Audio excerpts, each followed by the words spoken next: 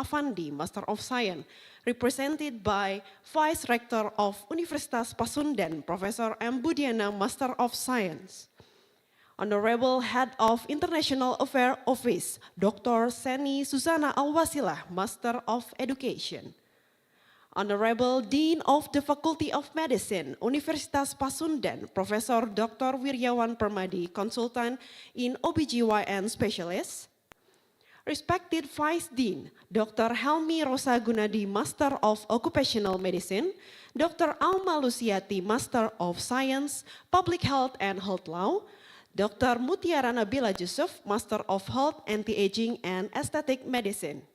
Our keynote speaker, Dr. Sandy Sanchez Montano, Mr. Angelo, Vice Chairman of Stikes Budi Luhur, Mr. Muhammad Ari Fardiansyah. All the faculty members and dear students, ladies and gentlemen, on behalf of the Faculty of Medicine, Universitas Pasundan, it is my great pleasure to welcome you to the International Guest Lecture, CARE, Comprehensive Aging, Resilient Healthcare Education. Today's lecture is held under the theme Healthy Aging, Empowering Future Doctors for an Aging Society, with the inspiring tagline, Age Well, Live Well, Thrive Together.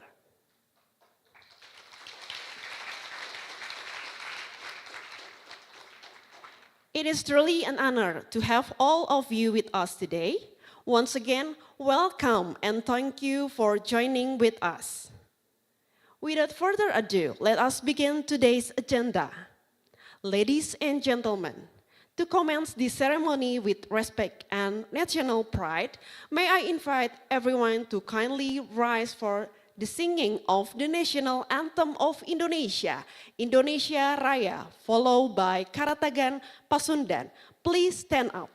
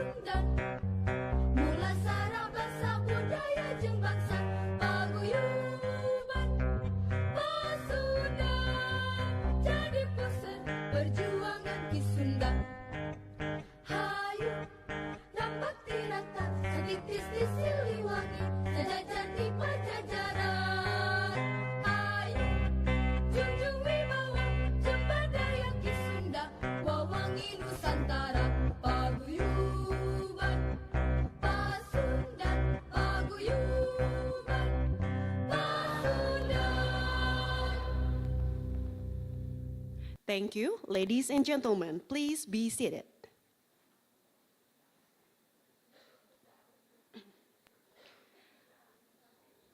Ladies and gentlemen, we shall now proceed to the welcome remarks. It is my honor to invite the Dean of the Faculty of Medicine, Universitas Pasundan, Professor Wiryawan, to deliver his welcoming address. Professor, the floor is yours.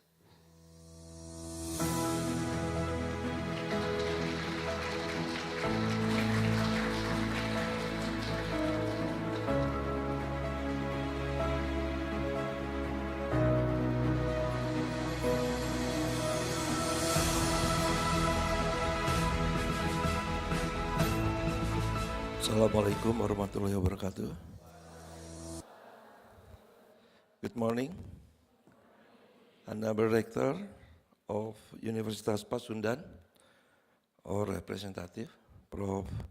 Budiana as a Vice Rector, distinguished guest speaker, Dr. Sandi Sanjes, and Mr. Michel Angelo is not here, not yet. Okay, and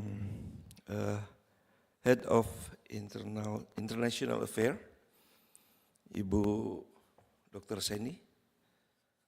It is great pleasure to welcome you all of you to the Faculty of Medicine, Pasundan University.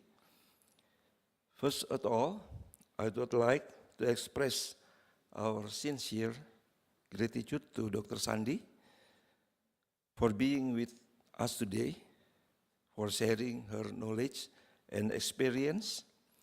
We are honored to have you here in Pasundan. Today's lecture is very important because population aging is becoming a major challenge in many countries, including Indonesia. As future doctor, our students need to understand not only their skill or trait of diseases, but also how to help people stay healthy, active, and independent as they grow older. The topic,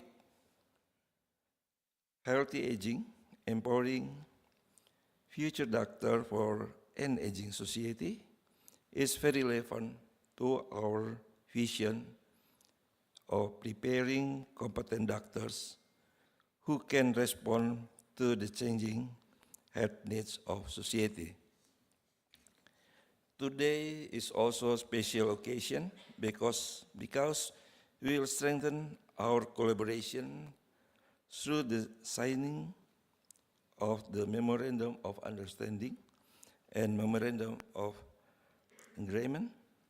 We believe that this partnership is not only the beginning of a formal cooperation, but also the start of many future activities in education, research, community engagement, student exchange, and academic development.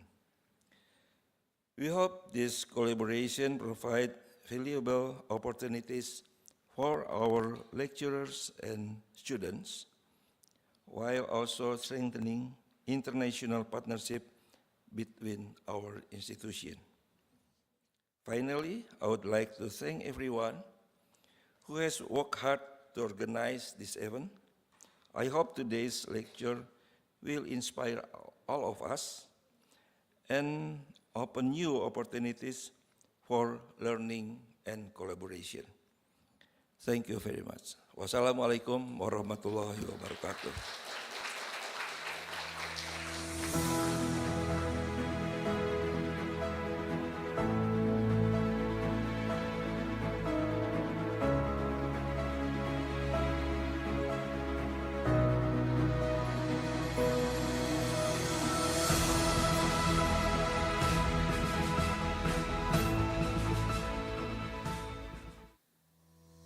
Our next agenda is the remarks from the Rector of Universitas Pasundan, represented by Vice Rector.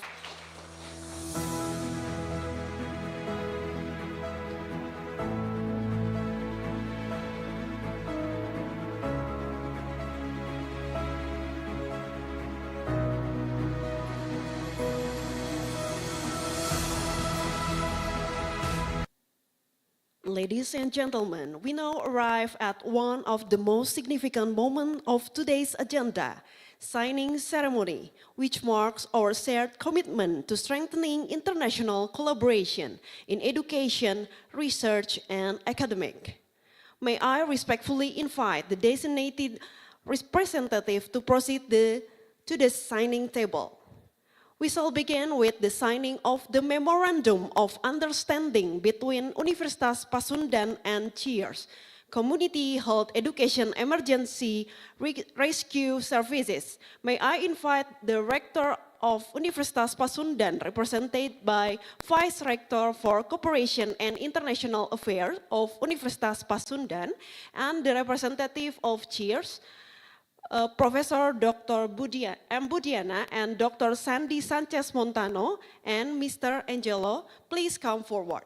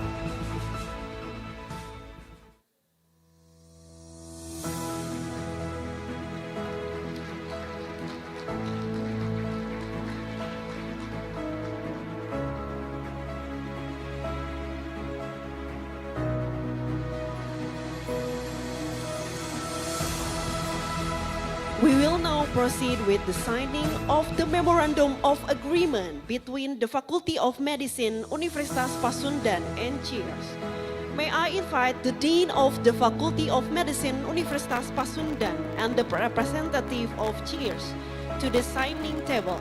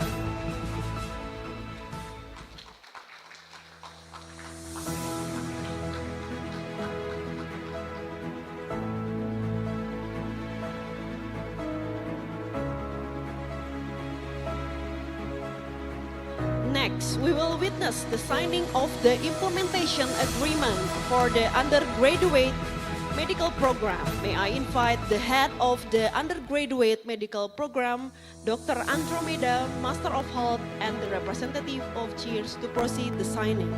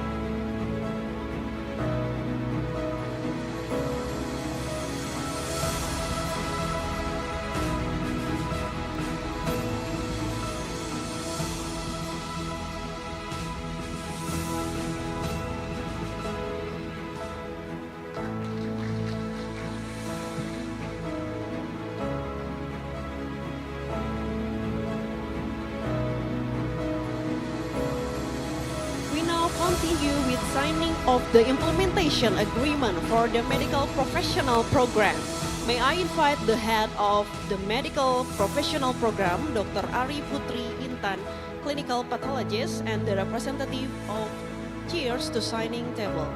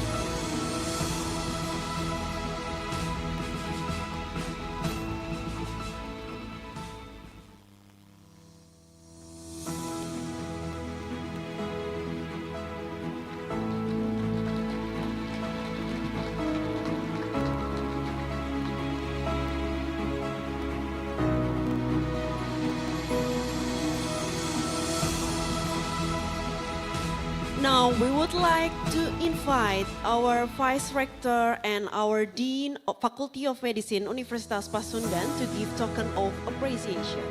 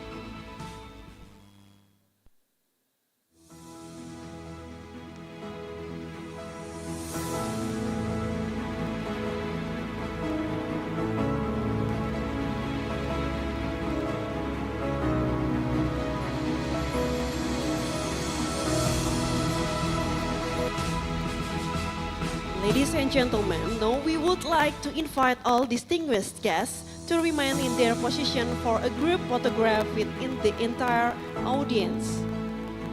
To Vice Deans, please come forward. Faculty of Senate, please come forward.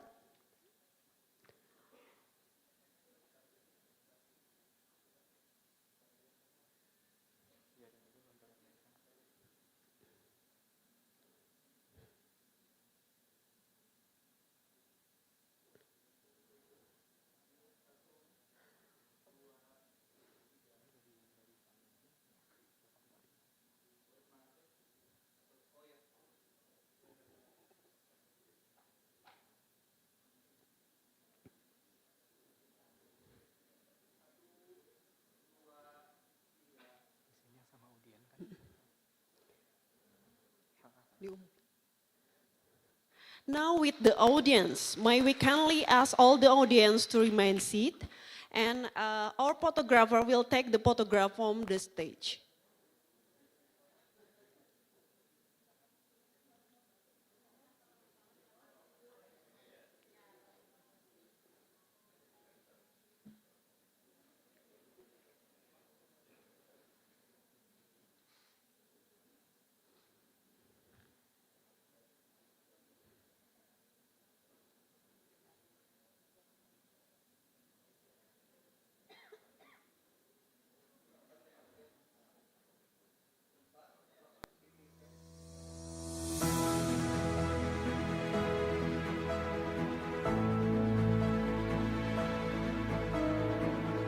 For all audience, please stand up. For all audience, please stand up.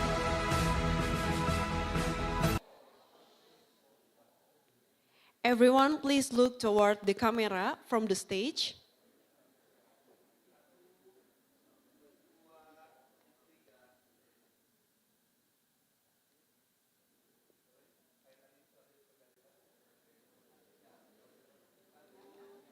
Iya benar.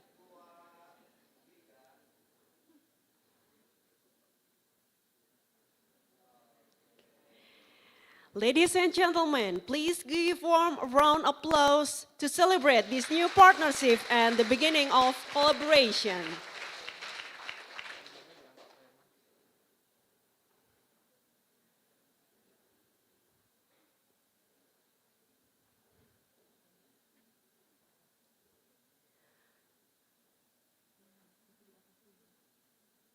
Ladies and gentlemen, we have now reached the highlight of today's agenda. To facilitate today's academic session, it is my pleasure to introduce our moderator, Dr. Siti Hadijah Rahmania, Master of Public Health.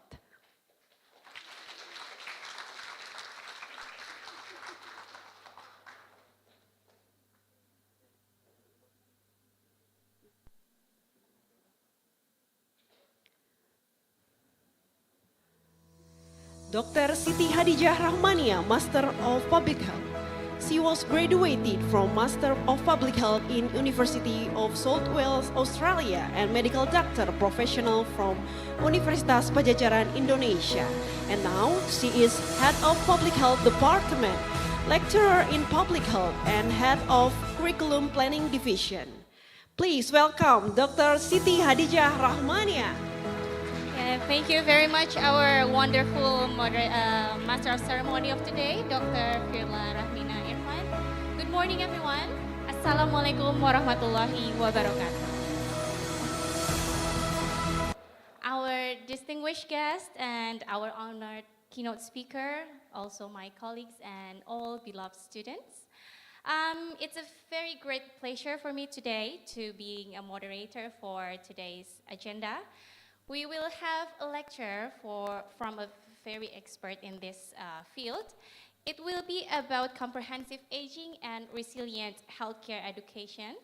And this event is organized by the Faculty of Medicine, Universitas Pasundan, to bring us, especially for the future doctors, understand how is aging happens today and what kind of expectance that we have to bring our older generation to age well, live well, and also thrive together. To begin with, 1 in every 6 people around the world will be around 60 years or older by 2050. And this demographic transition is not a future challenge. It is our today's reality. And it calls upon all of us, especially future physicians, to rethink how we educate and how we care and empower our communities. And making healthy aging is one of the most important priorities in healthcare sectors. And here in Bandung, one of the visions is to being a aging-friendly city. So it's today's topic will be related to where we live.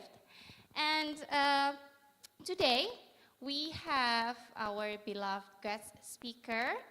And today's guest lecture is an opportunity to bridge medical education with the real needs of an aging population and to inspire our future doctors.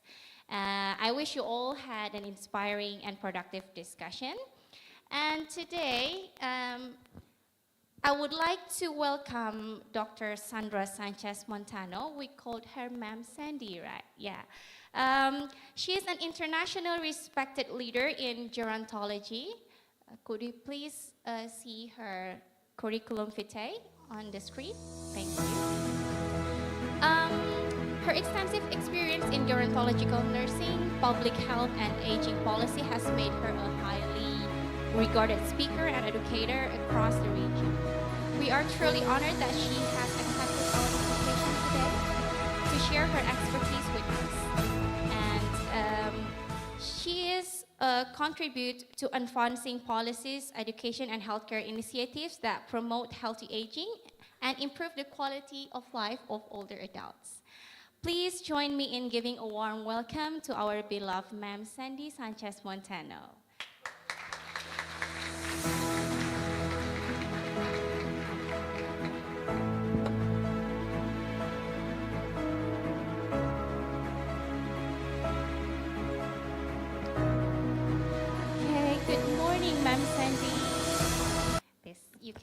this one.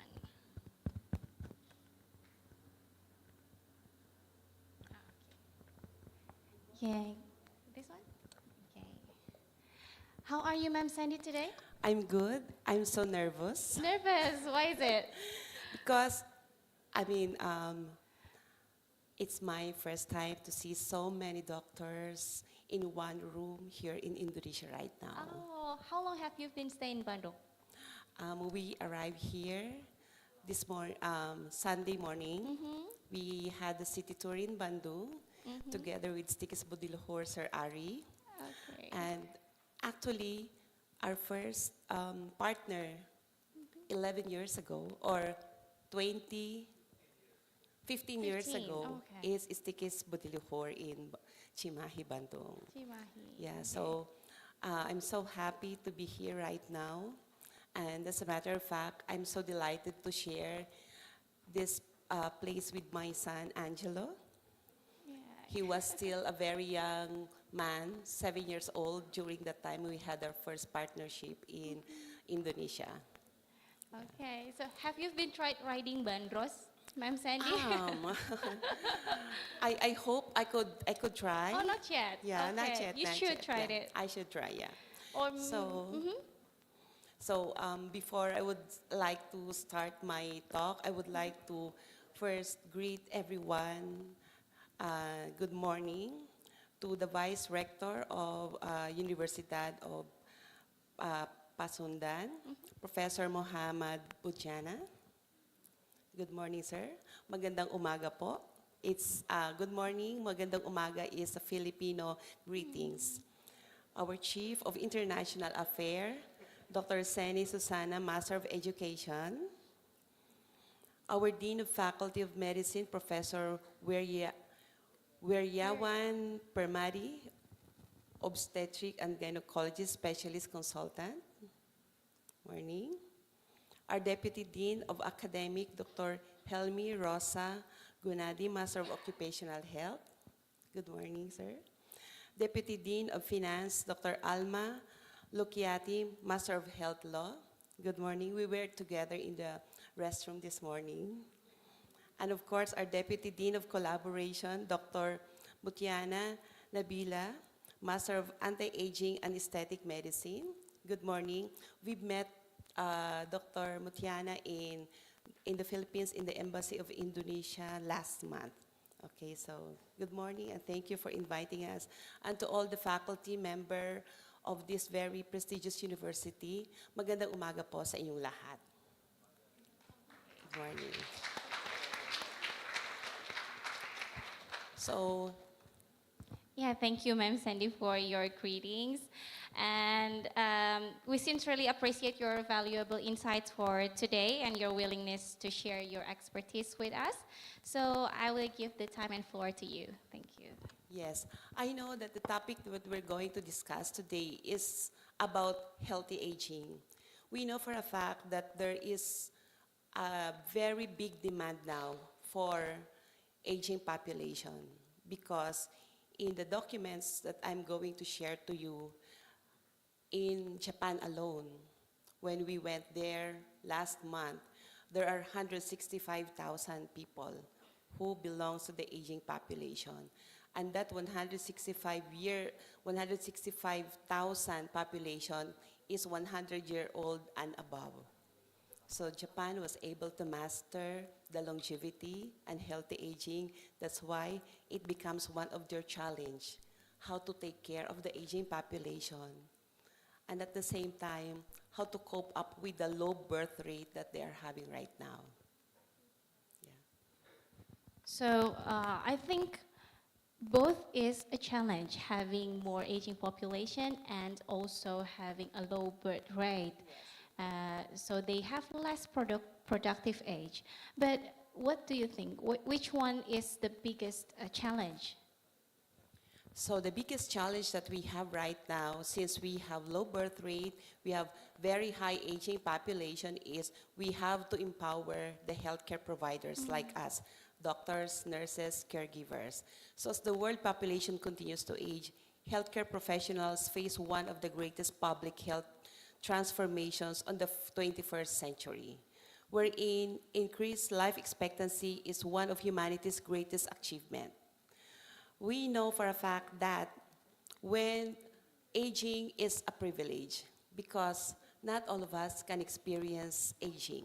But the question is, are we healthy enough to experience the aging time of our life? Are we healthy enough to do our retirement? That's why future physicians are no longer expected to simply treat diseases. Doctors like us, they are called upon to promote healthy aging and preserve independence and improve the quality of life of older adults. So it means that once we started our journey in the healthcare industry, we need to do a lot of awareness campaign.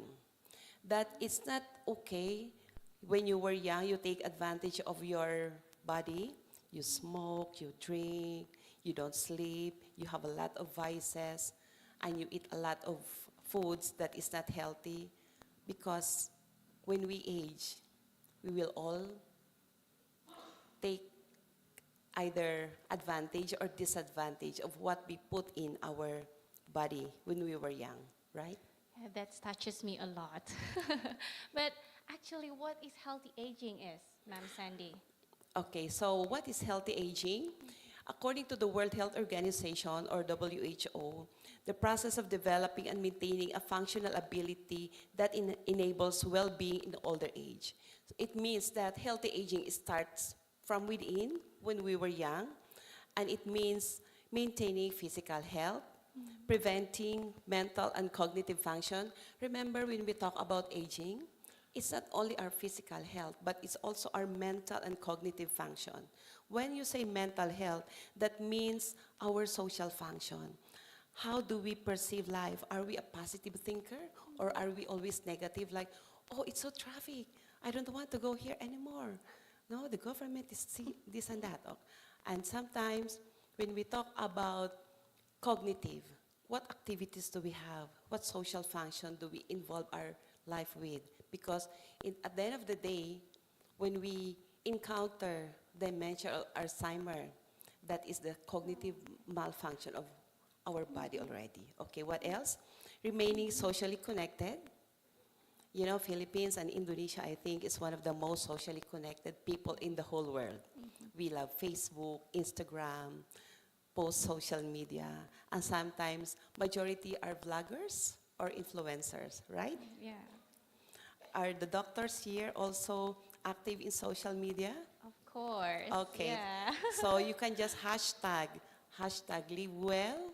What's our goal? Age well and Age thrive well well. and Thrive well. thrive yeah. well. Okay. So living independently. Living independently is, 24 hours of your life. We need to make sure that we live independently and harmoniously and participate actively in the society and achieving emotional well-being. What do we mean by emotional well-being? Every day in our life, we receive a lot of challenges. Some of the people, they are so stressed enough that they want to go suicide. But we have to let them know that there are people who are fighting their life in the ICU. They would like to extend their life, spend all their money just to live, just to extend the dear husband or wife lives. And here you are right now because of mental health, mental problem, anxiety and stress. You want to do suicide. So those are part of the healthy aging. And healthy aging recognizes a growing older is a natural biological process. One time I was asked to do was inspirational message, like I've talked with all the Department of Tourism. What is your purpose in life? What is our purpose in life? Some would say, my purpose in life is to make sure that my family is well fed, my children go to school. But there's only one purpose in life we have. Our purpose in life is to grow.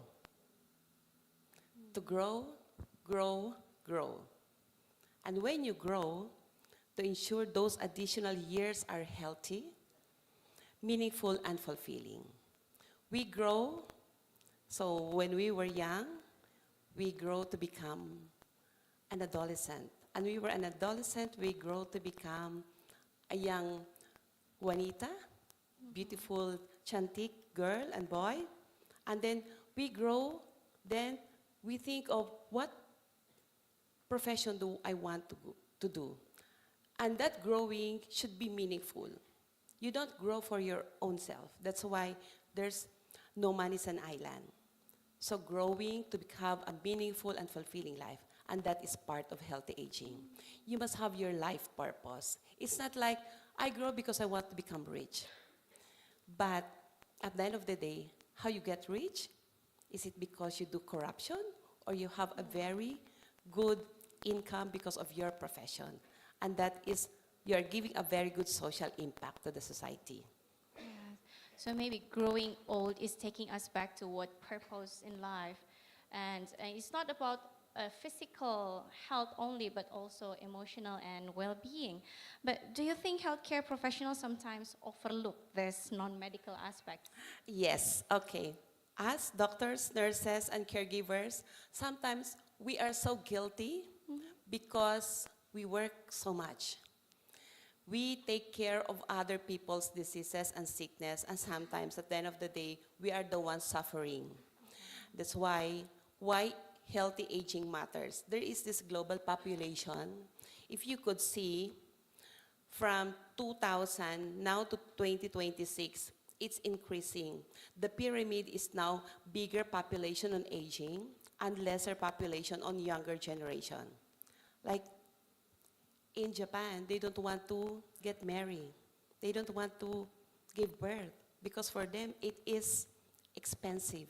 It's financially draining to take care of the kid, to get married for the person that you don't really like. It's just a purpose of marriage. That's why they just want to take care of dogs. They just want to have cats or pets or whatever.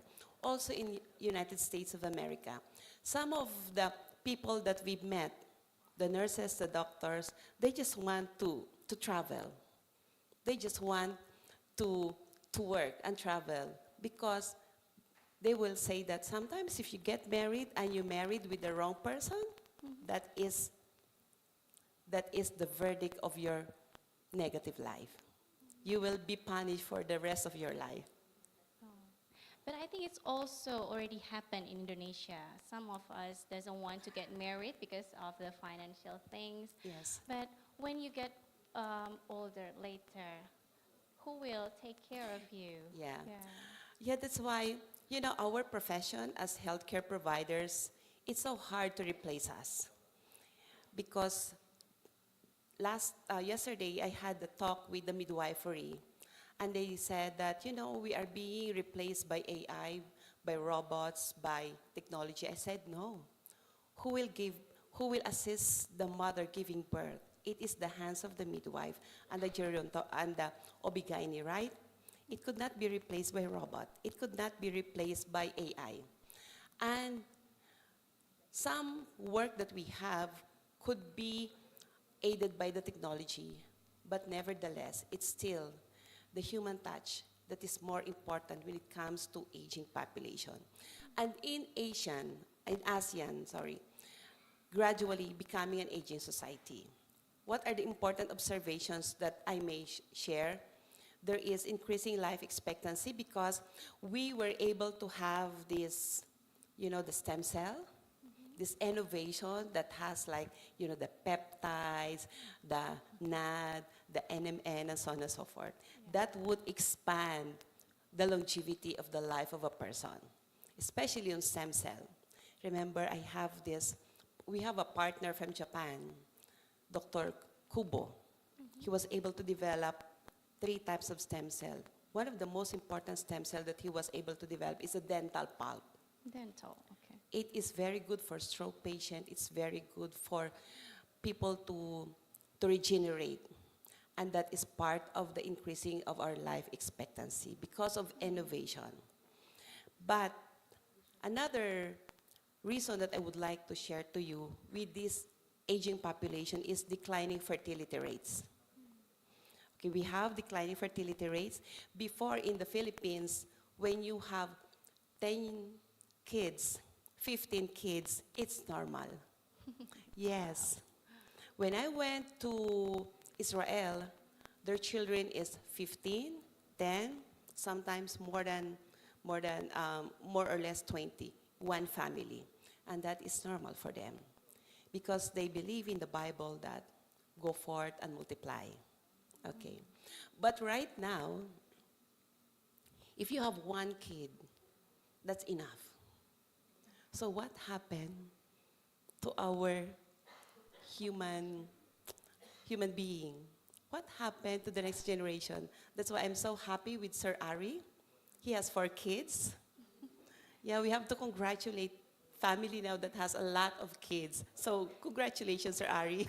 Same with me, actually. I also have 4 kids. Oh yeah. Yeah. So congratulations, you have 4 kids. Yeah. So my goal also before is I want to have 6 kids. Yeah, but I was blessed with 3 kids, and one of them, my second child, is Angelo. Yeah, he loves Indonesia. That's why he's wearing batik. Thank And, you. you know, yeah. So we really have to endure this kind of challenges right now. And one problem that we are already facing is the rising prevalence of chronic diseases. You know, sometimes early detection is better, better than cure. So what we have right now on the causes of older adults include, hypertension, we have diabetes, we have cardiovascular disease, we have osteoarthritis, dementia, stroke, chronic kidney disease. In the Philippines, we have the youngest CKD patient as young as 12 years old. 12 years old. Yes. Okay. You know, when we trace the mother, because it's so poor, they cannot afford to buy fresh vegetables or good food. They keep on eating noodles, breakfast, lunch, dinner, instant noodles. That's why at a very young age, the child has to undergo dialysis already, 3 times a week. Yeah. So these are the problems that we are facing right now, and we have to share a good practices together. So when we talk about dementia, managing a nursing home in the Philippines right now, dementia is one of the chronic diseases that we couldn't know if we will experience that when we get old. There was even a time that I was asked, given an option, if you grow old, what would you like to have? 2 evil sickness. Would you like to have a stage 4 cancer? Or would you like to have dementia? So, Not both. None of them. yes. How we wish we don't have those kind of diseases. But if given a choice, these 2 are very hard to treat. These 2 are really financially draining. Yeah. But taking care of people with dementia, It's harder. it's so hard. Yeah. But if you would give them the best community,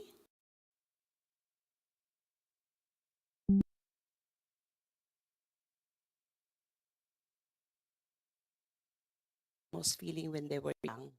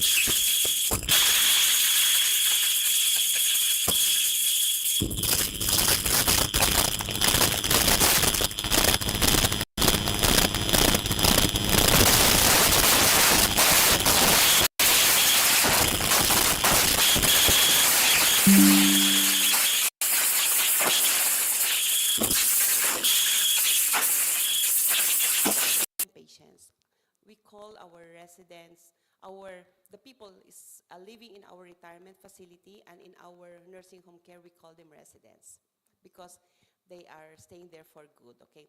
So we realized that if we are going to do gym right now, we walk a lot, we have a good sleep, we will not experience the physical changes so much. Okay, like example, according to the World Health Organization, we have to walk 10,000 steps every day. Okay, but what if you don't have a walkable street? What if you don't have the luxury of time to walk 10,000? Because your work is in OR, your work is as a teacher or a faculty. So the Japanese has a very good approach. You walk 30 minutes, 3 minutes breast walk, fast walk, and then followed by a slow walk, another 3 minutes until such time that you do the 30 minutes walk. And that is equivalent already of 10,000 steps. Yeah.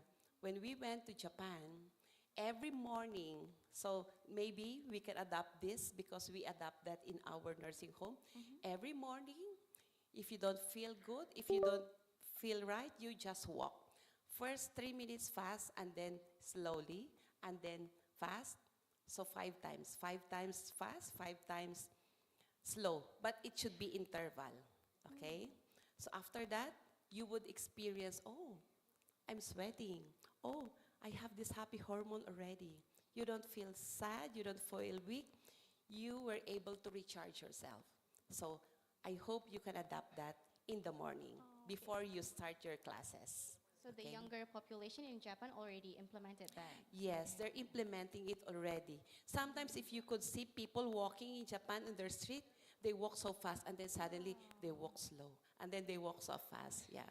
So there was a CCTV in Shibuya crossing Shibuya Street, yes. and then fast walk and then slow walk and then fast walk, yeah. So sometimes going from different country would give you a very good way to benchmark. So we hope to adapt that also in our country. So one of the physical changes that we could see when we grow old is bone density loss, which is the osteoporosis. And then we have the slower metabolism. You know, slower metabolism is that as a naturopath doctor, what we have discovered is that, you know, the hydrocolonics, enema, that water enema or coffee enema, we should do that because if we have been eating 3 times a day or 2 times a day since we were born until such time that we are now like 50s or 60s, those feces that we have in our colon are stuck. That's why we have very slow metabolism. That's why in Cheers, one of the program that we had is the hydrocolonics. So we invested in hydrocolonics machine. It's like enema. So it would flush out all the toxic that it's not being removed when we do our everyday bowel movement. So that is the hydrocolonics machine. So when we did that in 5 of our elderly people, they were given a very more active metabolism. Okay, next is, since we are already old, our fight for immune system is very low now. That's why we are always getting sick, and sometimes the declining of vision and hearing. Okay, our eyes now cannot see 20/20. Our hearing is lost. That's why sometimes when we talk to our younger generation, okay, can you please say louder? My mother has a problem in hearing. That's why whenever we talk to her, it's like, you know, megaphone. It's telling the whole community, so she can hear it loud. And of course, the decrease in balance and mobility. That's why it's very important that when we have the aging population, there should be side rails in the building. And every time that we go down or up, we should really have to make sure that we hold the side rails of the steps, because it's so hard when we will be imbalances. Okay. So, but those facilities may be just established and not in all communities. I mean, is there any initiatives or programs that already established in Philippines that really successful to support those aging population? Okay, let's do real talk. My country belongs to the third world country. There's a lot of law, there's a lot of policy that we have been doing, especially on Geriatric Act. There is a representative in Congress for senior citizen, and I'm one of those people who would read and who would have this kind of policy to be done, especially when I was still in the government as the chairperson of the Philippine Commission on Women. But the problem is, every policy, every law that we have pertains a budget. It needs money to implement that. That's why we are so happy that there is a private sector initiative that could really take care of what policy or law that's being done in the Philippines to be championed by the private sector. And one of them we've started is the Long-Term Care Association of the Philippines. We've launched that 2 weeks ago together with the pharmaceutical company, together with the government, the Senate and the Congress. And we are doing a lot of policy now that we can share to you on how this long-term care would affect the problem on the aging population. Okay, but those still about physical changes in aging. How about their mental health? Okay, so when we talk on mental health, if you are aging, sometimes you think that all the problem in the world is in your shoulder, right? As if you want to change everything. That's why,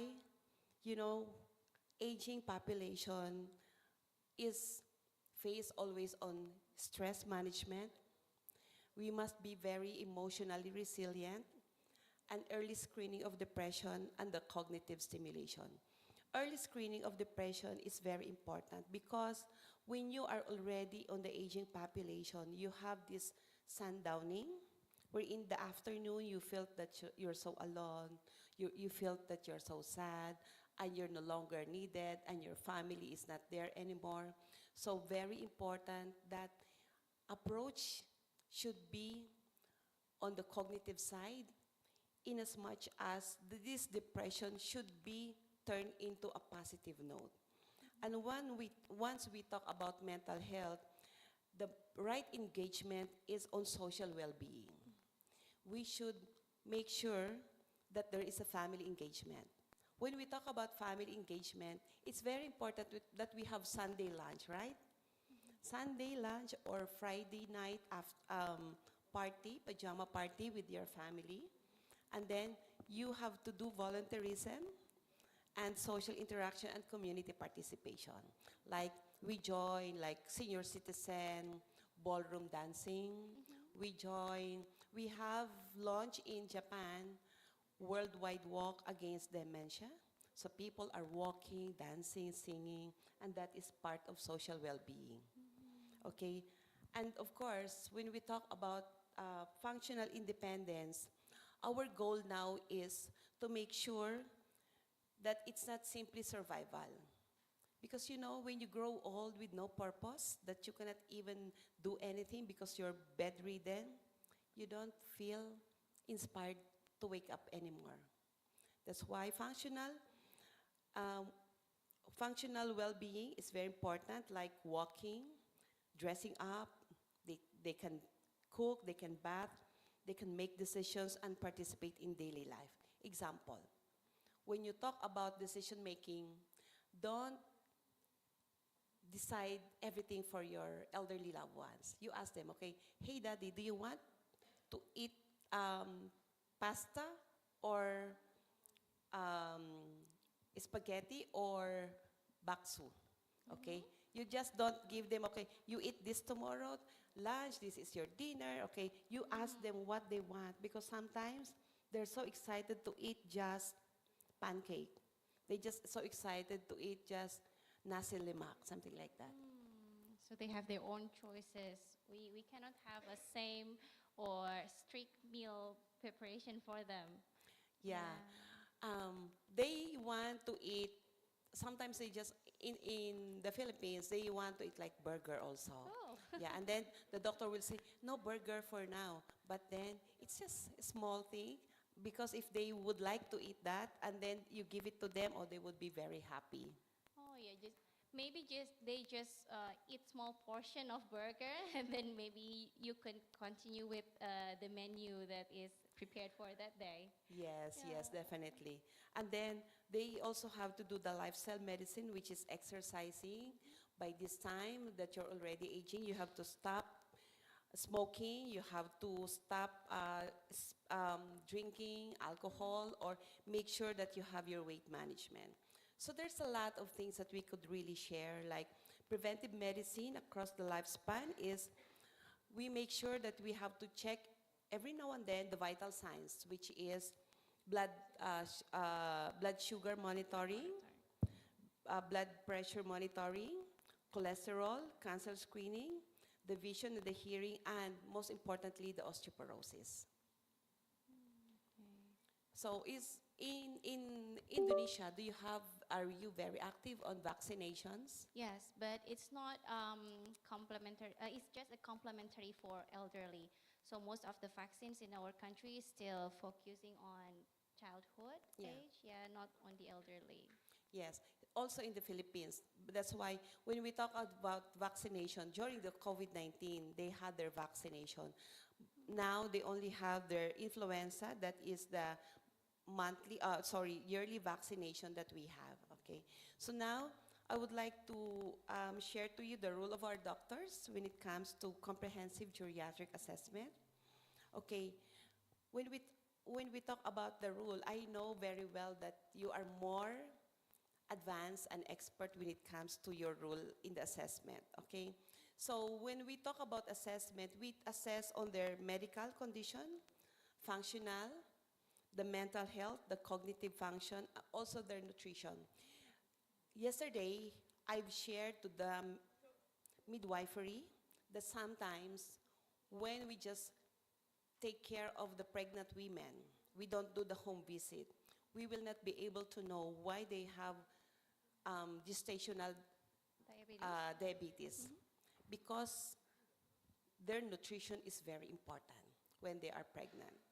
That's why in doing the geriatric assessment, we make sure that nutrition is one of the key elements that we have to ask. Because, you know, if you have slow metabolism and you keep on eating a lot of high cholesterol or very sweet food, then chances are, even though you have a lot of medicine, it will not cure your diseases, it will just maintain your disease, okay? And the social support and the environmental safety is very important also. So what are the rules of our doctors, our dear doctors? Okay, number one, doctors, we are the first frontline as healers. Treat illness with compassion and evidence-based of care. We are also the educators. So sometimes they would say, oh, mommy, oh, how come your laboratory is so high today? So you educate them as if you are the son or a daughter of that elderly patient. And then you become an advocate. It is very important for us to suggest, okay, why don't we do in the morning walk and then have some sunlight so you could have perspiration. And then as doctors, we become the leaders of our own community, right? So we walk the talk. We have to lead by example. In doing that, we start from our own self. And then we have to do research also as doctors, because research would then follow what is the scientific base. Why this medicine is given, why this kind of lifestyle is given, and why sleeping is the most important in healthy aging. And most importantly, we have to collaborate. Collaboration is part of being in the community. We cannot just take care of our patient alone. There should be doctors, caregivers, nurses, and most importantly, the family. So, in the Philippines, we have an aging population which is age-friendly healthcare. We have barangay. Okay, we call it the Barangay. community. Okay. Yeah. You belong in a community wherein we are now working to have accessible infrastructure. There should be park. They could roam around, and there should be safe environment, and there should be prevention for fall, and most importantly, there should be very clear communication and respectful patient-centered care and the shared decision-making, especially if the patient is already on the death and dying. I was able to experience firsthand palliative care and hospice care, wherein there are, there, there are two daughters. The first daughter sent the father, 85-year-old father, from the hospital critical care unit. The doctor said, "We are just waiting for your father's natural death. But if you keep on staying here in the hospital, you would incur a lot of financial obligation because it's so expensive, CCU or ICU." So they recommended a nursing home, which is our nursing home, to send the father for palliative and for hospice care. So end of life already. So we admit the father. The medical directive is no CPR, no resuscitation, no going to the hospital, no rush to the ER or whatever. The management will be pain management, provide comfort, and make sure to update the first daughter. So that was the agreement that we have. After 1 week, here comes the next daughter. She gave another directive. In case of emergency, rush my father to the nearest hospital. Do whatever things that you need. Okay? So, given that kind of scenario, what will be the best decision that you're going to carry on, that you're going to follow? Both are hard to decide because when especially it's your own parents. But I would like to hear what the father said. Okay, since the father is already, what do you call this, unconscious, he's already comatose. We had the admission directives, medical directives. So what we tell the second daughter is we will follow the doctor's order and the person as the guardian, because whoever gives you the authority, whoever gives you the medical directives during the admission, that will be the medical guidance that we will follow. Yes, because the second daughter said that if my father will die, I will sue you. So my caregivers, our caregivers and nurses, Doc Sandy, what will we do? Are we going to the rush to the hospital, or are we going to provide pain management? I said, what is the medical directive? The medical directive, it is signed, duly signed by me, the daughter, and the doctor. That will be the one to be followed. Okay, because rushing to the hospital will pertain another income for the hospital, but it will not extend the life of the father because it's already on the last few days or weeks. So sometimes managing a hospice care is very heartbreaking. It's so hard because we don't want anyone to die, but everybody of us, even though we extend our life to the fullest, we do the stem cell, but we have an end of life.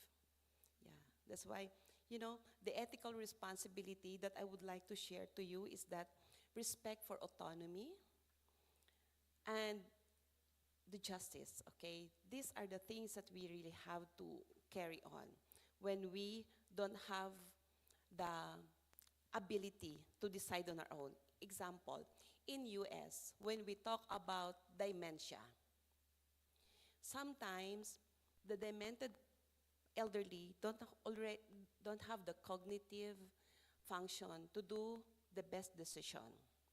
Okay, there was a time that one parents signed this title that this whole house will be given to the son. And then they have 6 children.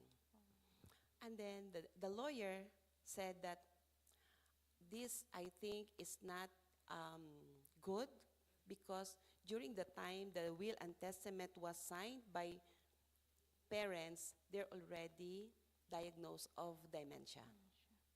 So this last will and testament is null and void. Yes, because how come that only one child will inherit all the property of the parents, that child is the one with them in the family? So, you know, aging is really a very complex challenge. When I enter this industry, I thought that I'm ready to take care of the aging population. But more than taking care of them, it's understanding the law, understanding the compassion and the family. Because if you are taking care of one aging father or mother, it is connected with the daughter, with the family, with the children, with the community. So you have to deal with a lot of people, like 5 people, 10 people, 50 people, to 100 people. And that is aging. That's why I'm so excited to share to you my first-hand experience, the challenges. Okay, now, what challenges do we face as doctors, okay? When we are in the aging population, we already encounter a lot of multiple chronic illnesses, not only one. It's like, you know, buffet. You have problem on kidney, you have problem on your lungs, you have diabetes, you have cholesterol. So your food now, your medicine now is bigger plate compared to your food. Because your doctor will say, don't eat this, don't eat that, you drink this, you drink that. So it's already, it's like seesaw. More medicine, lesser food. So those are the chronic, multiple chronic illnesses that you will have. So again, as I've discussed to you, the problem on dementia, the caregiver burden, and the limited healthcare resources. One problem that we're encountering also in the Philippines is the elder abuse. Because there is this violence against women and their children, and sometimes the elderly are kept at home, the family will work, and then some of them, they are handcuffed, so they will not stay away, they will not go outside of the house, and they are fed like a dog. So those are the cases that we are really facing right now as part of the challenges that we are having, okay? But the good news is there is telemedicine. It's an innovation to the healthy aging. So we can put CCTV, we can put a camera inside the room of those aging population, so you could see if he's sleeping, if she is walking, if she is being maltreated, real time. And then we can do the telemedicine. So instead of us going to the houses, or instead of the elderly going to the hospital, then we can set up a telemedicine consultation. And then they could have a wearable monitor, a health monitor. Like majority of our residents, they have this tag wherein the family, even though they are in US or Canada, they could see where are their parents are walking, Their parents are going to the mall. Their parents are taking some exercises. And then, of course, there's artificial intelligence. Before, we always ask ourselves, okay, how come you're having some petechia, you're having some burns, but you didn't encounter anything? And then through AI, we'll be able to ask ChatGPT, my resident is having problem on this and that, on skin problems, and then a lot of options or explanation can be found. Okay, and then smart home technology. So we can put a home or a place or a room to be a smart home technology. So those are the innovations that we are loving when it comes to the aging in the healthcare industry. And how do we empower the community? So community should promote a walkable environment, public exercise spaces, nutrition education, social programs, accessible transportation, and lifelong learning opportunities. Lifelong learning in our facility in Baguio City, I would like to invite you, maybe in the near future, if we implement our partnership, please visit us, because in that place, we're setting up some short classes for the elderly, like cooking, baking, because Doing crafts, maybe? cross stitch, yeah, anything that they would love to do, coloring, painting. So it's a lifelong learning that we have. So they will be given also a certificate once they finish. And we also have a program, we call it Restaurant with Mistaken Orders. It is a concept we adopted from Japan. That's why we partner with Japan. We have a restaurant in Quezon City. Once a month, the dementia residents that we have are the servers. So we call it Restaurant with Mistaken Orders. Example, you order spaghetti, and then suddenly the mommy will give you your coffee. And then you said, oh, I ordered spaghetti. No, you ordered coffee. And then you just laugh because they are dementia. They don't remember what you've ordered before. And then suddenly, they will just share to you, talk to you, and they would feel that it's already a normal. And then at the end of the shift, they will be given salary. And then they will entertain you, so you can check that on our Facebook later, because we are really enjoying that activity. So I would like to share to you one of my talk with the Department of Tourism, that when we talk about healthy aging, it's not only the physical needs, the emotional needs, the cognitive, but as future physicians, our mission is to extend beyond curing disease. We are entrusted with preserving the dignity, promoting the independence, and enhancing the quality of life of every older adult we serve. Healthy aging is not solely the responsibility of individual. It is a collective commitment shared by healthcare professionals, families, communities, and policymakers. By embracing preventive medicine, lifelong health promotion, compassionate care, and interdisciplinary collaboration, we can help ensure that aging is not viewed as a period of decline. Because people sometimes, they're so sad already. Oh, I'm already close to my retirement. I'm already aging. But it's a stage of continuous growth, purpose, and well-being. Let us strive to create the future where every person has the opportunity not only to live longer, but to live healthier, happier, with dignity. So that's why my first talk, our theme for today is Age Well, Live Well, and Let's Strive Together. Okay. I would like to share to you my second talk, which is very short. We are sharing on the same page. When you grow old, when we age, we want to expand our horizon, right? Don't you know that when we talk about luxury, it's no longer the five-star hotel, no longer the luxury buffet, no longer the luxury of having an Hermes bag, or Louis Vuitton or Gucci. Nature is the new luxury.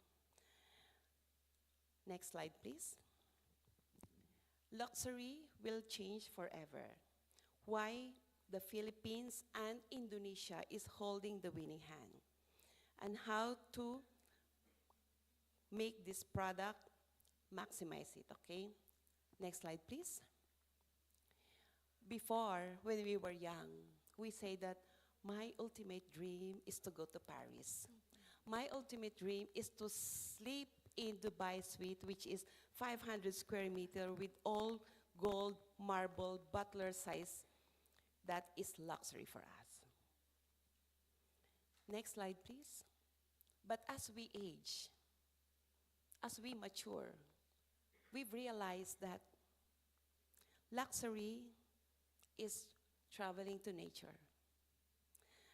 What luxury means 2025 to 2030, according to the data on the Wellness Institute, 78% of travelers prioritize sightseeing over staying in a very five-star hotel, right? Who wants to travel? Nature, luxury. That's why Bali is very well known. Boracay is well known in the Philippines. Palawan is well known because that is luxury. Another luxury is sleep. Remember, as doctors, we lack sleep because sometimes we are in the OR, we are doing a lot of work together. Okay, the other slide, please. Okay, sleep, quality of sleep is very important. Air quality, we must have the digital detox. The digital detox is now more important rather than spa and food. What do you mean by digital detox? 1 week. Silent mode your phone, just relax, just sleep, just walk. I hope we can do that, right, Doc? That is luxury already. But we cannot just do that because there's a lot of patients who will be looking for us. There will be students who will be messaging us. So now we've realized what luxury truly means. It's not that expensive. It's just that the sleep, the digital detox, and one of the luxury that I would like to share to you is the high net worth clients book nothingness. No itinerary, no Wi-Fi, no agenda. Just go. Please visit us in Baguio. Please visit us in the Philippines. And then you will ask, what is the itinerary, Doc Sandy? No itinerary. Just nothing. We just coffee. We just look at the sunrise, sunset. We just walk, and that is luxury. And then the next question is, how I wish I could do that luxury now, right? You don't have to spend anything. You don't have to go to Paris. You don't have to go to Dubai. You don't have to go to America. You just be yourself. Stay in one place with no Wi-Fi, with no itinerary. Can you do that this weekend, please? I hope so. Even in my 30, I really want to do that, Miss. Yeah. Okay, next is the scarcity shift. Material luxury is replicable. The Burj Arab can be copied, but the real luxury is silence, clean air. You have to do forest bathing. You know the forest bathing? Old growth forests, dark skies. Those are memories. Those are luxury that cannot be replicated. Holding hands with your loved ones when you are doing your afternoon skyscraping. That's why nature is the new rare. That's why nature is the new luxury. Not the five-star hotel. Yes. Not the Dubai or the Paris. So what is the new luxury? Silence, clean air, old-growth forests, and dark skies. Okay, what is the key point now? We're not in the hospitality business anymore. We're in the nervous system regulation. We're in the mental reset regulation. We're now in the longevity and vitality reset. It's no longer that you are holding an Hermes bag worth millions of rupiah or millions of dollars. You are now in the nervous system regulation. When you say nervous system regulation is mental reset. You go to the mountains, you do relaxing, you just look at the sky, you do your longevity talk, longevity walk, and yung longevity run, and you do your vitality reset. Because when we talk about wellness, aging, healthy, we are talking about not only your chronological age, but also your biological age. The chronological age is the age in your ID. Example, the time you were born, okay, until such time, how old are you now? Your biological age is how old your body really is.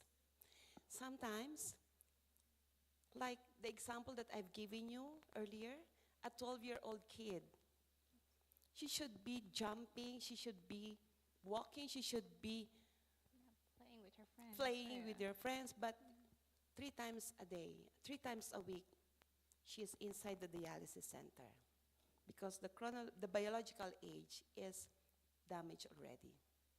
So we really have to take care of ourselves. Okay, can we go to the next slide? Okay. We are so happy to do this comparative advantage to our neighbors. When we talk about the strength, Thailand has the wellness infrastructure. Indonesia has the Bali brand. Okay, when we talk about Indonesia, Bali. What about Bandung? What about Jakarta? But because we are looking on what is already known in the market and the Philippines, we don't have the Bali, we don't have the infrastructure, wellness infrastructure that they have in Thailand, but we have very hospitable. Filipinos speak English very well, from the taxi driver to the street vendor, Sir Ari, right? To the people in the MRT, a regular person can speak English. And we are very hospitable. We love to share our culture. So this is the strength that we have in Thailand, in Indonesia, and the Philippines. But there's a gap. The gap is in Thailand, it's over-commercialized, less nature. In Indonesia, there is so much crowding, there's so traffic, and in the Philippines, since we are island, we are fragmented and underinvest. Okay? So the product that we have now is the nature. What it means, okay, capture the visitor, create scarcity. So example, if we have a forest, then we can have 20 packs per day, and then hire our local guides and make them interact with the indigenous people and make sure that every guest would regenerate. They would put plant some trees. 1 tree planted is equivalent to 1 kilogram of plastic removed. And we have to measure. Every guest improves his or her well-being. And the best example is the sleep cortisol. Okay. So this is the new product now that we have as healthcare providers in the aging and wellness industry. What about we promote nervous system reset? Okay. So from the hospital, we make a program in a high lunch, no Wi-Fi, just guided nature therapy and farm-to-table meals. It would cost a lot because that is nervous system reset. Or we can offer a post-burnout recovery. So it could be in a coastal lodge, daily kayaking, breath walk, or sleep coaching. Or maybe we can also provide leadership silence retreat because sometimes we do some team building, right? We do leadership management program. Why don't we just go in a forest and take a forest walk and do nothing? That is our team building. I think I will sign with the B options. The B option, Yeah. post-burnout recovery. Yeah. Who wants the first option? Me too. The second option, the B option. Whole Okay. package. Okay. Actually, in Bandung, now we have many options to do that kind of activities, but it's really pricey. To Yes. sleep in nature, to sleep beside the river, something like that. Yeah. It's very expensive. Yeah, that's why it's a new luxury. But as a matter of fact, it is affordable. It should be affordable because it's nature, right? But people would like it so pricey, so expensive because you would love to look forward. But you can do your own program. You can develop the post-burnout recovery in the faculty of this university. 7 days post-burnout recovery. So you just go in one place in Bandung, then do nothing. No Wi-Fi, no connection. Can you do that, Doctora? All right. So people pay more when you remove things. That's why it is expensive. Yeah. No Wi-Fi, no menu schedule. You're selling subtraction, not addition. So our food for thought is that what's one natural asset within 3 hours that you're not going to monetize, okay? Silence, no Wi-Fi, peace. So nature is the new luxury. Next slide, please. And we have it. The question is, will we protect it enough to charge for it? Luxury used to be what you could buy. Now it's what you can't lose. Let's not lose it. But before that, one question that I would like to you. What is that one place in your region that's so beautiful but silent?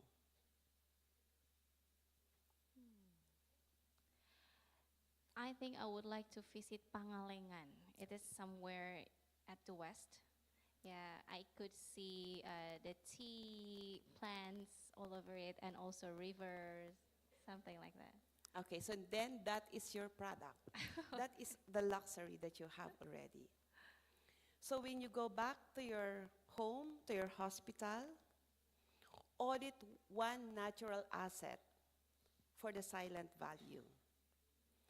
So launch the clean air, the dark skies, the clean water, and the biodiversity. And one thing that I would like to share to you also is that nature is now becoming a scarcity because we are now becoming a concrete jungle. There's a lot of improvement, infrastructure that we could lose the biodiversity that we have. That's why, on my last slide, I would like to thank everyone that let's protect our nature, let's package it very pricey, let's price it very harmoniously, and let's pass it on to the next generation. Okay, next slide. Okay, so that's my last slide, and thank you so much for having me today. Thank you very much for those insightful talks for today's morning. And because maybe our participants are mostly students and we are working on educational sector, what's the last message that you will give to us to prepare our future doctors for an aging society? And maybe there are skills that are often missing from traditional medical education nowadays. Okay. What program as a student? Who are the students right now? Students. Students. Okay. After we have this seminar, you have to find your place under the sun. What part of medicine would like me to become an expert? Am I going to practice the gerontological medicine? Am I going to study family medicine? Because right now, when you focus on pediatrics or OB/GYN, the ratio now of people getting pregnant or giving birth is very slim. So my advice to you is focus on the family medicine. Focus on the elderly care. Focus on this aging population, healthy aging, because aging starts from the age of your retirement, which is 60 years old. Imagine, 60 years old, and then you have residents or clients or patients that is Japanese. You will be taking care of them until they are 110 years old. So that is the practice that you are facing right now.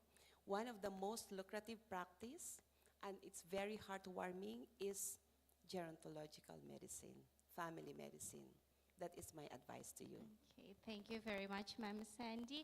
So maybe we still have some time for question and answers, right? So maybe from the audience, if you have any question that would like to be delivered to Miss Sandy, okay, there's one from the right and one from the left. Okay, which one do you choose, Ma'am Sandy? Okay, the right handsome one. guy. Could the mic, please? Thank you. Please tell us your name and the question. Good morning, Dr. Sandy. Let me introduce myself first. My name is Mulki Rahman Sukandi. You can call me Mulki. First of all, thank you very much for the material you gave to us. And I have a lot of questions, but certainly a lot of my friends have a lot of questions too. So I gave you one question only. So, as we know, there still remains a widespread belief that aging population should spend their later years for resting.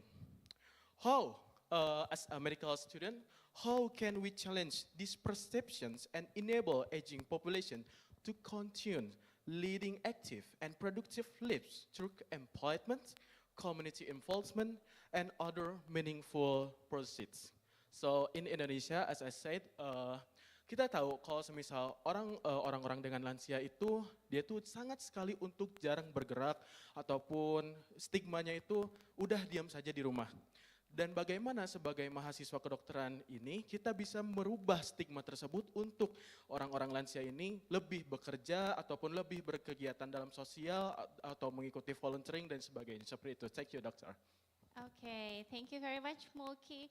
So he's asking about how, as a student, he could remove the stigma that elder people could not doing anything. Yeah. Okay.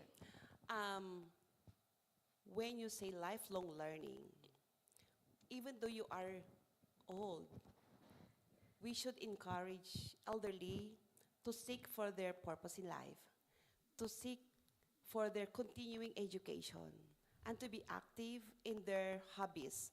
Like, there are people who just love to work like teaching, okay? So when you retire, get them as consultant, make them more productive. In the Philippines, when we have this, the Cheers Global Nursing Home Care, Sir Ari knows that, okay? One of our residents is a faculty from De La Salle University. So every morning, because he's having dementia, every morning he woke up, take a bath, dress, and then bring his attache case, and then went to the office, and then he would say, okay, I'm going to wait for my student because they're having exam. So instead of saying that, oh, you're no longer teaching, you have to go back and sleep, what we do is, okay, Daddy, these are your students, because we have OJT, we have students from different university. So they are doing some mock-up teaching. So it makes the brain, the cognitive function very well. So my advice is that once we engage in the community, we have to give them suggestion, what activity they could do. Like for people with dementia, very important is the cognitive function. They could draw, and then they could dance, they could sing. And once they dance and sing, some of the functions that we are looking in the body, on the mental, physical, and psychological health is already concerned, is already checked, okay? That's why your role as students right now is very important. Let's not just look at them and prescribe medicine later on. Let's look at them as our mother and father, that you ask them, what do you want to do in your life? What are the things that you are so excited to do? And then they would say, oh, I want to play bingo. Then buy some bingo for them. Or I want to play mahjong. Then play mahjong with them. I want to sing. And then before you need, everybody is singing. So it's our turn now to take care of them. Because the life now becomes them. They are now the center of our eyes. They are now the center of our program. That's why aging is very important. And aging is a privilege.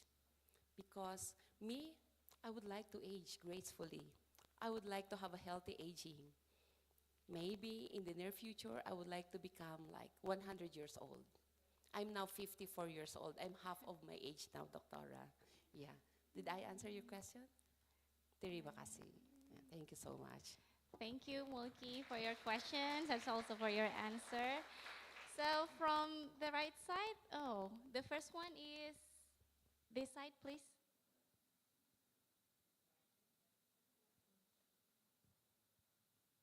So suppressing what their own purpose is will be stressful for elderly, right? When he wants to give lectures, you said you can't do that again. Maybe they will going to be very stressful. Yeah. Yes. Okay.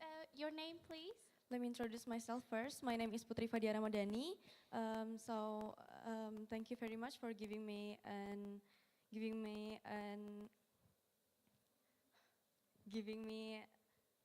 Opportunity, maybe. opportunity to Yes. giving a question. Yeah. Okay.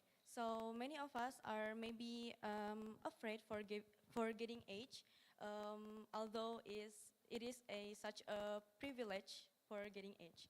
But there is one of the most to be afraid of is suffering from dementia. So the question is there an exercise for us to increasing or developing our memory ability? Yeah, so that's the question. Thank you very much. Okay, thank you, Putri. So you are asking about what should we do before we are getting older to prevent dementia? Yeah. Yeah, okay. Okay. There is no exercise that fits all, because dementia is a cognitive malfunction of our brain. And one of the key points that we are doing right now with our dementia is they do journaling. In the morning, we gave them, it's like, diary when we were young. So part of the activity that we gave them on exercises, they do journaling. Like today, they will write in the notebook, July 21, I wake up, I ate this and this and this and that, okay? Because, dementia, even though they just eat today, this 10 o'clock, and then suddenly the family will call, okay, hello, how are you, mommy? Have you eaten your breakfast? And then they will say, no, I haven't eaten my breakfast. Yes, I'm so hungry. That's why, okay, you will say, okay, mommy, you have written in your journal that you just had your breakfast, which is eggs and coffee. And this is the picture that you have. Okay, so that is part of the exercises. Okay. One time, we have a very high-end dementia patient. And then she said that, my bag was stolen by your caregiver. My money was stolen by your nurses. My jewelry was stolen by your doctors. So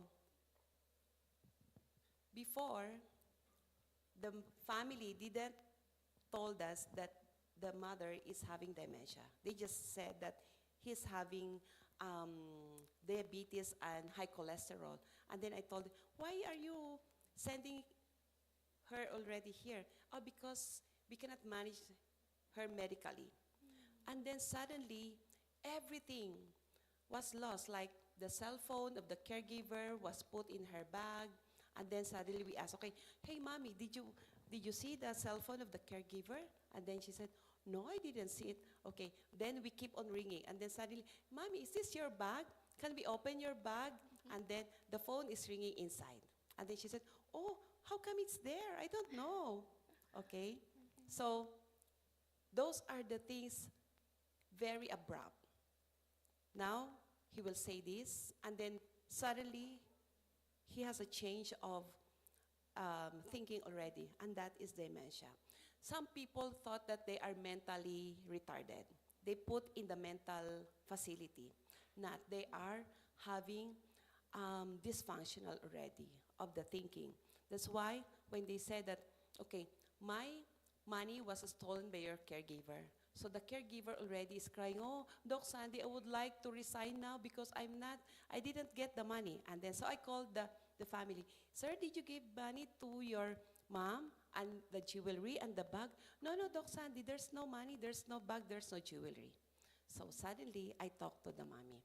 Mommy, your money is in your house, your bag is in your house, your jewelry is in your house. Okay, so just continuously remind them. Now, she will keep on saying that it was stolen until such time that you have it, because they have this comfort zone. Remember, during your younger years, you have a favorite bag. You have a favorite jewelry. You have a favorite clothes. You have to keep that within them, the dementia people, because that is their comfort zone. Even though they're no longer needed that, like if you are teaching in a faculty of medicine, you have your attaché case, you have your lecture, you have your laptop, keep that thing with them because it makes them normal. It would give them the functionality and normal life, because as long as they see they have their laptop, they say that, oh, I'm teaching today.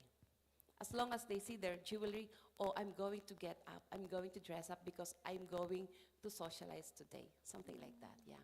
Because sometimes when they get old, all those, okay, the jewelry, give it to daughter, to son, and so ever. No, you have to keep it within them because that makes them normal and that would reminds them of who they are. And inside the room of our dementia residents, some pictures are there, some certificates are there, their picture when they were young, when they were Miss Universe, something like that, because it reminds them of how beautiful they are. And it gives them a very positive aspect in life. Thank you. Thank you very much, Doc. Okay, thank you, Putri, for your question. So the key is to make them comfortable with who they are and also maybe enhancing their cognitive function as early as we can. Yes. Like, example, if she used to wear heavy makeup every day, buy her makeup, Just let lipstick, her. yeah.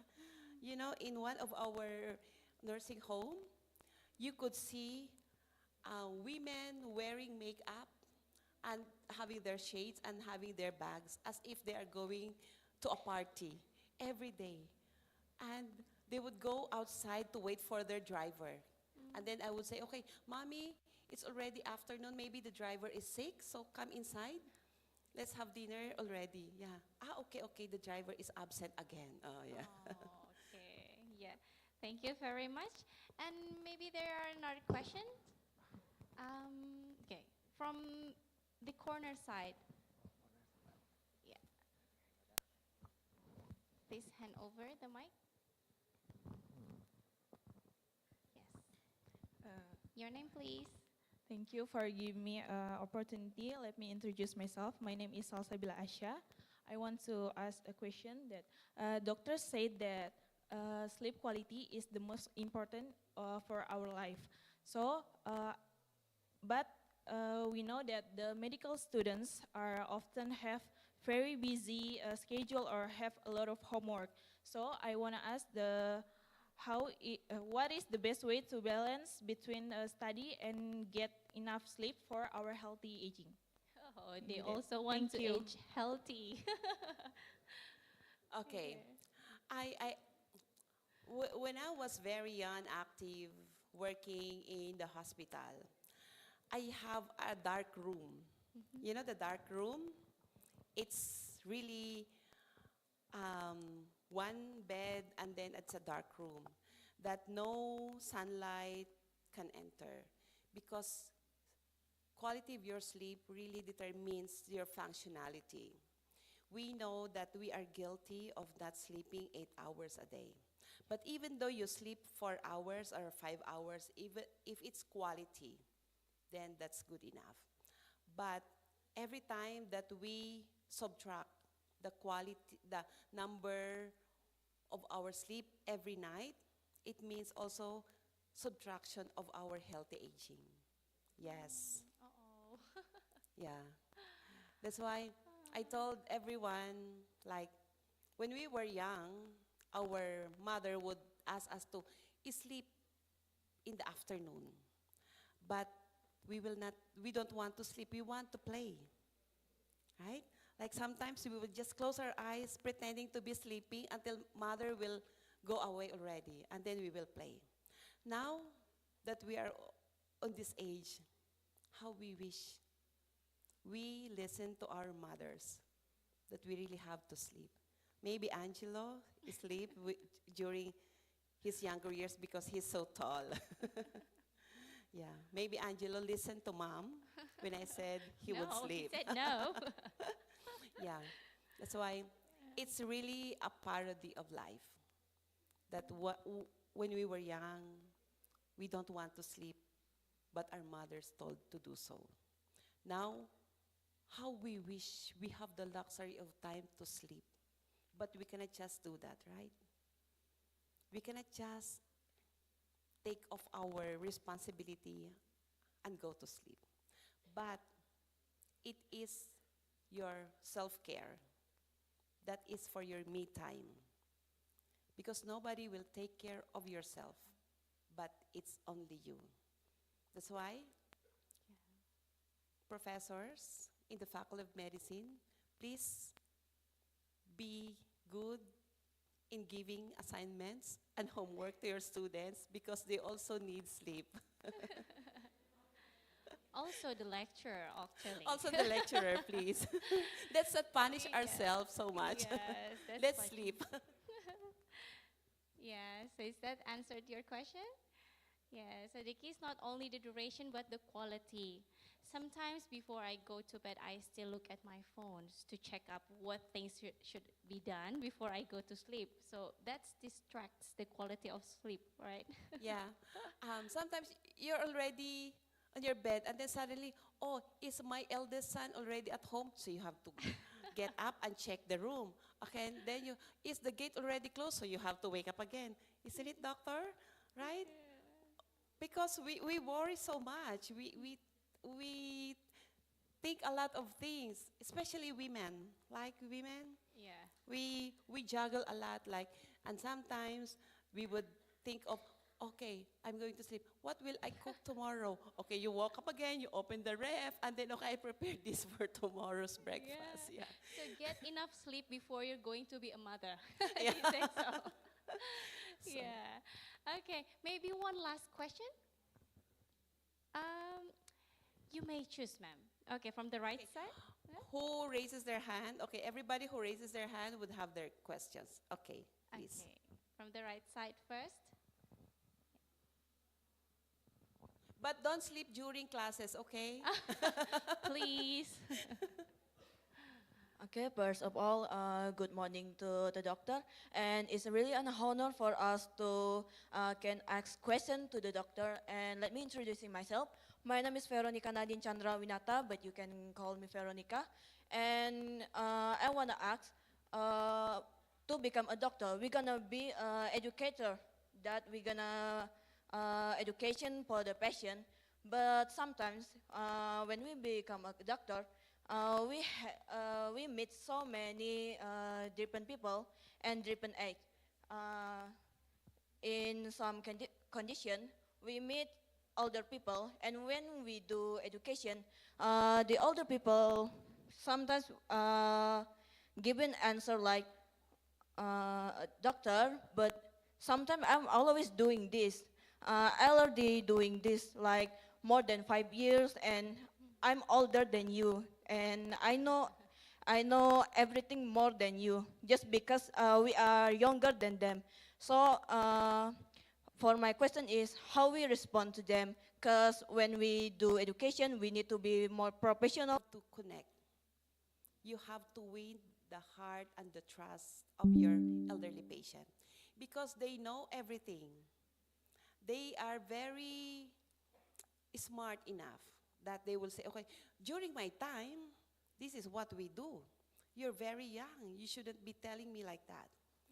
But when you face with your patient, okay, you ask, okay, how are you? What's your favorite hobbies? What's your favorite food? You try to connect. You try to get the trust. And once you give in the trust, then that's the time you start your checkup and health teaching. Once the patient will sit down in front of you, and then you see the laboratory, oh, you have a very high cholesterol. They don't like that. They don't want, they know that the numbers in their laboratory are so bad, but they don't want to hear that you are scolding them. They don't want to hear that you're giving them advice. So you just make friends with them, and then at the end of the day, oh, by the way, Mom, I've realized that you have a very high cholesterol. I've heard you said that you love to eat fried foods. Maybe I could advise to you. You would, if you would like, can I advise you something like that. You have to walk in a very nice manner, as if you are the granddaughter. Yeah, because sometimes they will just say yes, yes, but they will not follow you. Yes, because dealing with them twice a month, we have our geriatric doctor would do our rounds in the nursing home. And then suddenly, our geriatric doctor would say, oh, how come your laboratory is still high? And the food is being monitored now? Okay, hey, can we check on your bag? Can we check on your luggages? Then when we open the luggages, all the sweets are there, all the foods that is prohibited are there, because that is what she wants.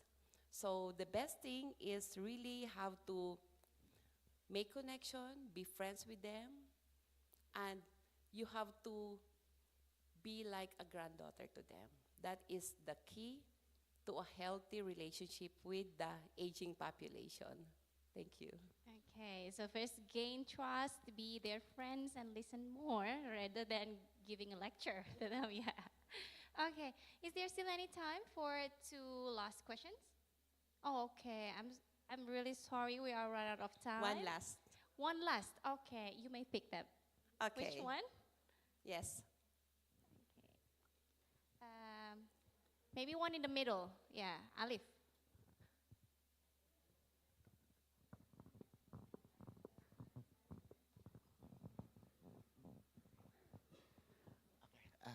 thank you very much for the opportunity. Good morning, Dr. Sandy. And first of all, let me introduce myself. My name is Alif. I'm currently on third year of the undergraduate program.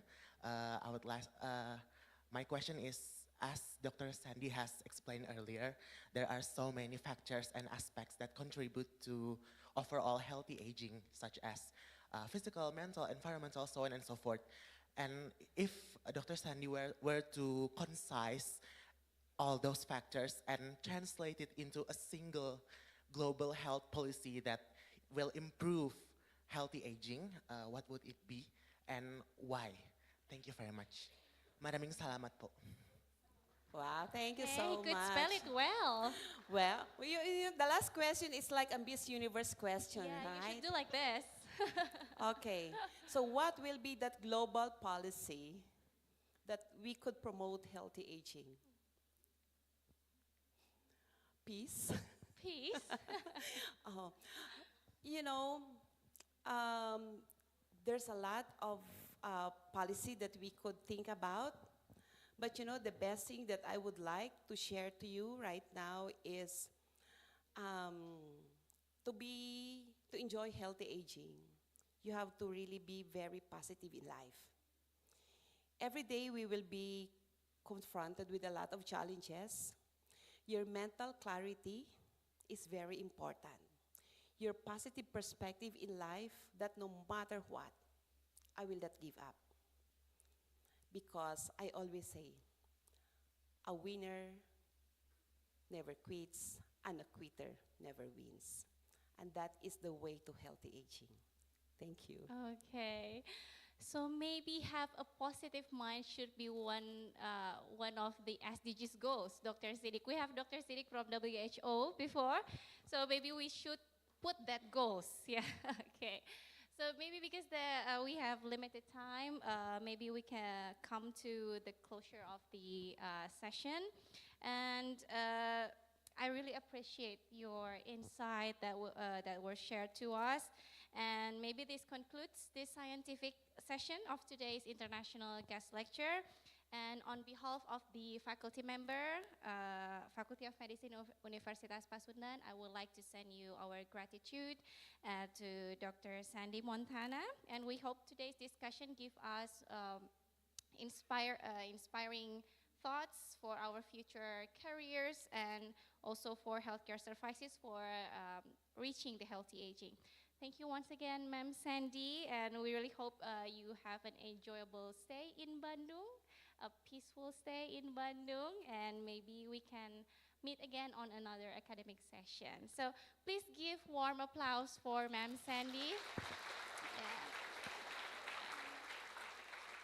And at this point, I would like to hand the session back to our Master of Ceremony, Dr. Firla. Thank you.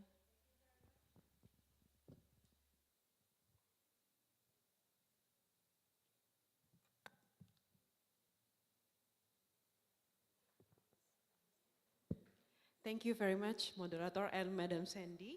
Ladies and gentlemen, we will now proceed with the presentation of the Certificate of Appreciation to our distinguished keynote speaker and, of course, Moderator.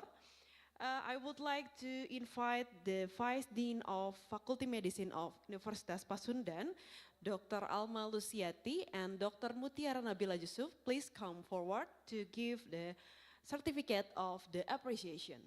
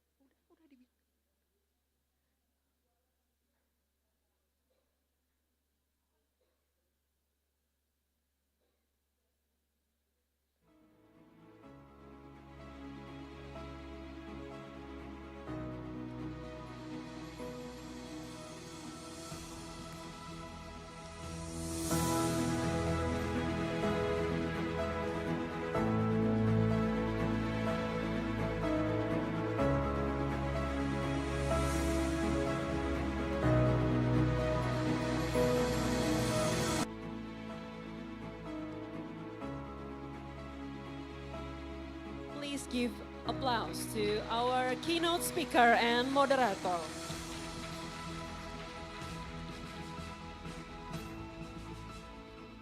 Thank you very much.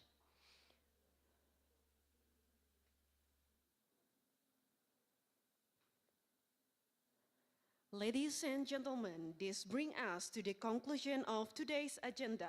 On behalf of the Faculty of Medicine, Universitas Pasundan, we sincerely thank our distinguished keynote speaker, moderator, university leaders, faculty member, organizing committee, and all participants for making today's event a great success.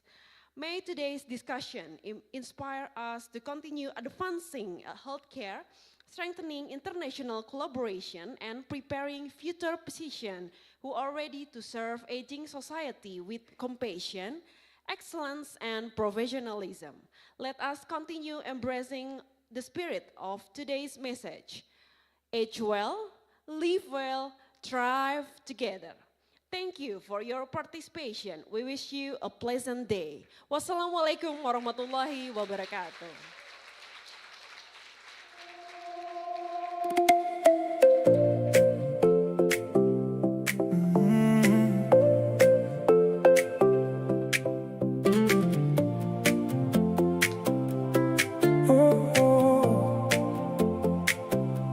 Bare feet in the sand,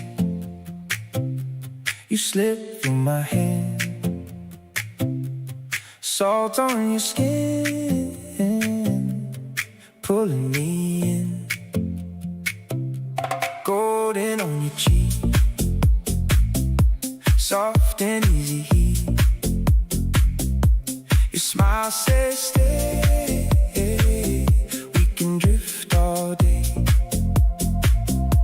Come a little closer, let the show move slow. Hearts in the tie line, feel it rise and glow. Sunshine on you.